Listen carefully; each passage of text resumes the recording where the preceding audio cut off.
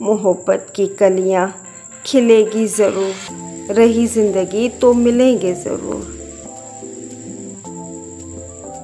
माना कि मोहब्बत में नुमाइश नहीं होती, पर दिल की बात कहने में बुराई नहीं होती। मोहब्बत करनी हो तो कदर करने वालों से करना, क्योंकि मोहब्बत बेकदरों के बस की बात नहीं होती। कभी जो मसरूफ़ लम्हों में अचानक से दिल जो धड़के, तो समझ लेना मोहब्बत का इशारा है, तुम्हें हमने पुकारा है। मेरे हक में खुशियों की दुआ करते हो, तुम खुद मेरे क्यों नहीं हो जाते।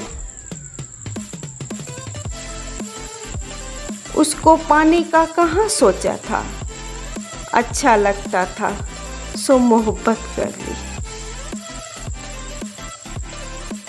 किसी ने गरीब समझकर हमें छोड़ दिया, कि हम मोहब्बत के सिवा और क्या देंगे।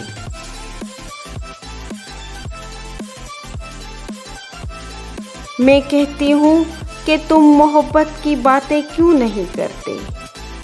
वो कहता है जो लफ्ज़ों में बयां हो जाए, ऐसी मोहब्बत हम नहीं करते।